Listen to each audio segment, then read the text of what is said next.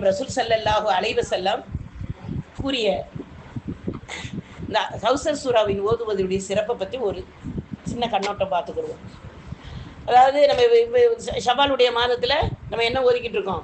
மாத அமல்னு பார்த்தா கௌசர் சூரா ஓதிக்கிட்டு இருக்கோம். அல்ஹம்துலில்லாஹ். இந்த கௌசர் சூரா நம்ம ஓதுவதனால நம்மளுக்கு கிடைக்கக்கூடிய பெரிய விஷயம் என்னென்னா, மனது சுக்கூனாக இருக்கும் அப்படிங்கிறாங்க. கண்மணி நாயகம் ரசூல் ஸல்லல்லாஹு அலைஹி வஸல்லத்திற்கு ஆறுதலுக்கு கொடுத்த சூறா தான் இந்த சூறா. அந்த ஆறுதல் நம்மளுக்கு அல்லாஹு தாலா இந்த சூறா ஓதுவதின் மூலமாக அல்லாஹு தாலா நம்மளுக்கு தருவாங்கிற நம்பிக்கையோட இந்த குறைந்த நேரத்திலேயாவது நம்ம இன்ஷா அல்லாஹ் ஓதிக்கொள்ளக்கூடியவர்களாக இருப்போம். ஹைலா இருப்பவர்கள் ஓதக்கூடாது, ஹைலா அல்லாமல் இருப்பவர்கள் ஓதக்கூடியவர்களாக இருப்போம். அடுத்தது அமல்களில் ஈடுபாடுகள் அதிகரிக்குமா?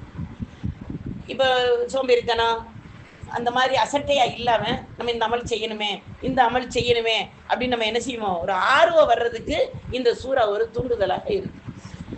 அதாவது முன்னால் வாழ்ந்த இறைநேச பெண்மணிகள் எல்லாம் தினந்தோறும் இந்த கௌசர் சூறாவை 101 தடவை தூங்க செல்ல மாட்டாங்க, ஓதிட்டு தான் தூங்க போவாங்க. இன்னைக்கு நம்ம எதையாவது ஒன்று ஒரு வளமைப்படுத்தி வச்சிருக்கோமா? தூங்குறதுக்கு முன்னால இந்த அமலை நான் நிரந்தரமா செஞ்சுட்டு தூங்குறேன் அப்படின்னு ஏதாவது ஒரு அமலை வச்சிருக்கோமா அப்படின்னா கேள்விக்குறிதான். சில அமல்கள் வச்சிருப்போம், ஒரு நாள் இல்லை அந்த கல்யாணத்துக்கு போனேன் போயிருச்சு, அந்த ஊருக்கு போனேன் போயிருச்சு, இப்படி நம்ம என்ன செஞ்சிருவோம்? அசட்டையாக விடுவோம். நம்ம அதாவது சூரா இஹ்லாஸையா இல்லை சின்ன சூறாவை காலையில் முழிச்சு